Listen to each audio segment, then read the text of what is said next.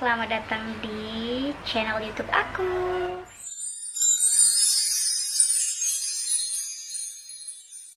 Jadi guys, ini adalah vlog pertama aku. Di sini aku ingin memperkenalkan diri terlebih dahulu. Teman-teman pasti belum pada tahu kan nama aku siapa. Perkenalkan, nama aku Zafrilia Adisti Putri Utami. Aku adalah anak pertama dari 2 bersaudara. Aku adalah salah satu mahasiswa semester akhir di Universitas Jakarta. Jurusannya apa? Nah, aku mengambil jurusan ilmu keperawatan.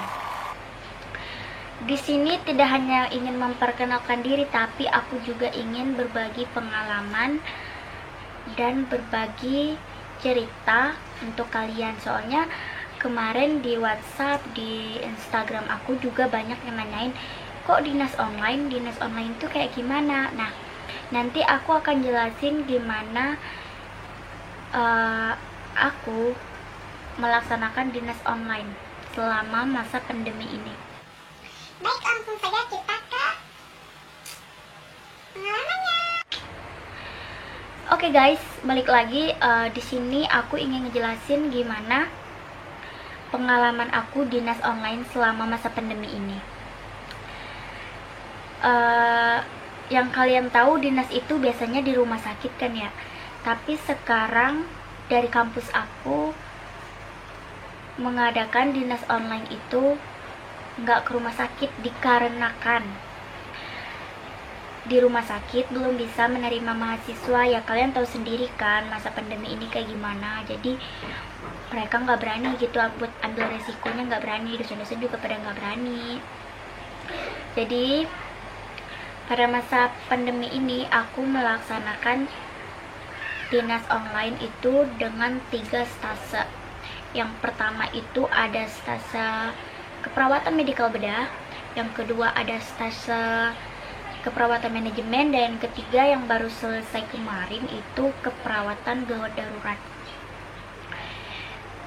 Yang kalian tahu itu adalah di ruangan yang kayak ICU, IGD gitu ya kan. Tapi gimana sih kak, dinas online-nya kan susah ya, nggak langsung ke rumah sakit. Sedangkan di rumah sakit aja masih bisa salah gitu kan. Ya, di sini aku akan ngejelasin dinas online-nya di rumah masing-masing. Kebetulan aku lagi di kampung. Jadi tuh aku setiap paginya bangun tidur, mandi, sarapan, langsung dinas online. Apa sih kak yang dilakuin selama dinas online? Itu kita kayak mecahin satu kasus, nanti dikasih satu orang satu kasus. Ada juga satu kelompok satu kasus untuk mecahin kasus tersebut gitu kan. Kita dikasih kasus, nanti kita lakukan kayak pengkajian, intervensi, implementasi, evaluasi. Itu kita harus lakukan itu sampai kita menemukan apa sih yang diderita pasien di dalam kasus itu. Maksudnya kayak kita menemukan apa yang harus kita lakukan kepada pasien tersebut jika kita nanti menemukan pasien kayak gitu kan. Setelah itu kita seminar, terus dilakukan tanya jawab dari kelompok A nanya ke kelompok B, sampai seterusnya dari dosen nanya ke mahasiswanya, sampai kayak gitu. Terus selesai, terus kita bikin SOP-nya, kita bikin laporan pendahuluannya, kayak gitu guys.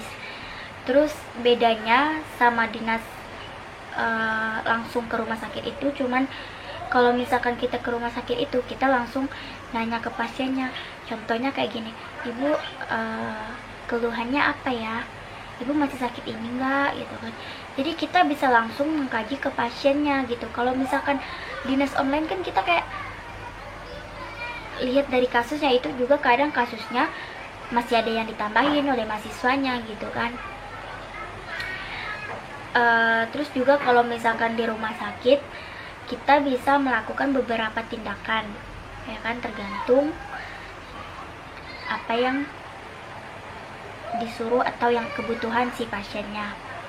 Kalau misalkan dinas online ini Jadi kan tadi tuh dikasih kasus. Nah, kasusnya itu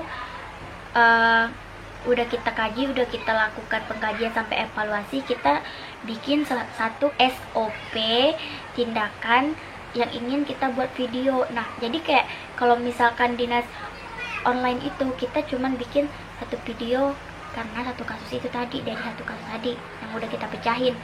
Kalau misalkan di rumah sakit kan banyak yang mau kita lakuin, entah nanti kita tensi, setiap paginya kita tensi dulu gitu kan setelah operan, kayak gitu kan banyak kegiatan. Sebenarnya enak juga sih dinas online gitu, cuman yang nggak kuatnya sama laporannya guys, itu sulit ngasih tahu ke kalian. Sulit juga sih kalau masa pandemi ini sebagai mahasiswa kesehatan, maksudnya kayak mahasiswa kesehatan itu sulit gitu, nggak bisa dinas di rumah sakit gitu. Kalau misalkan kayak profesi-profesi yang lain kan seenggaknya mereka masih bisa ya untuk belajarnya atau itu dinasnya, PKL-nya mereka masih bisa lewat internet. Tapi kalau misalkan anak kesehatan, ya gimana kalau nggak langsung ke rumah sakit?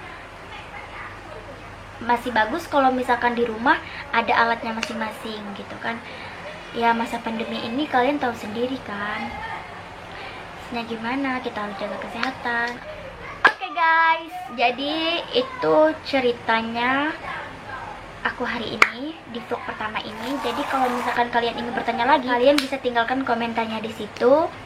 Jangan lupa like, comment, and subscribe channel YouTube aku. Tanpa kalian, aku bukan apa-apa. Ambil yang baiknya, buang yang buruknya. Tanpa support kalian, aku nggak bakal bisa ngembangin channel ini nantinya. Jadi buat kalian, tolong bantu aku dengan cara tadi.